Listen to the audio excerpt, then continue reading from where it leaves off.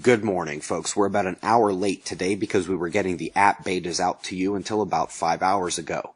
The beta begins, but we've got things to discuss here first as we come to spaceweathernews.com and check out the last 24 hours on our star. We find surface surges and pops that never made it into real CMEs.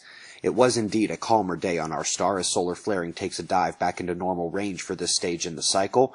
The big sunspot trio is not much to look at anymore, with stability in the lead, decay in the middle, and magnetic separation at the trailing group, which made the solar flares. Where blue positive was cutting red in half is gone now, and we're calm. Solar wind is doing its solar flare impression and taking a calming trend as well, even to the point where the KP index is dropping to cosmic ray alert levels. Eyes on the chart for zeros and ones for extended periods. There's a tiny coronal hole facing Earth now, and it's been a point of focus, but today we can see the real bulk mass of the coronal hole is behind it at the limb. The portion facing Earth might still clip us with solar wind this weekend.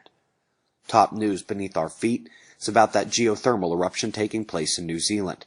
This is the second such event this year that was either larger than normal or in a completely unexpected area.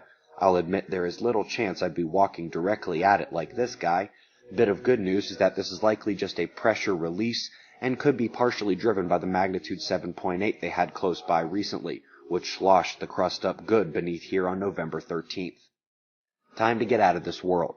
The European Southern Observatory has analyzed one of the furthest neutron stars we know of, and they're making some major breakthroughs. For those who heard our Fly on the Wall podcast this weekend, or who just know about vacuum energy and the vacuum catastrophe, this is right on point, as they are saying the virtual particles, the vacuum energy, can be affected by more standard, real magnetism and cause light polarization even through what should be empty space. Up next, this is California river flows, and it is utterly shocking to see how such a large expanse combines down into one runoff through the Bay Area. Interesting pathways for electricity as well. So folks, if you are a founder of the Disaster Prediction app and you filled out your survey, you should have an email from us to the email you listed on the survey, and you can get the app. There are hundreds of you that have already got it running, and we're off to the races. The full market release for everyone will be before the new year. Website members, we've got your December planetary geometry out yesterday. There are a lot of deeper looks to catch up on if you've been slacking. We've got your pressure and radar forecast, followed by shots of our star to close. It's 4:55 a.m. in the new Valley of the Sun. Eyes open, no fear. Be safe, everyone.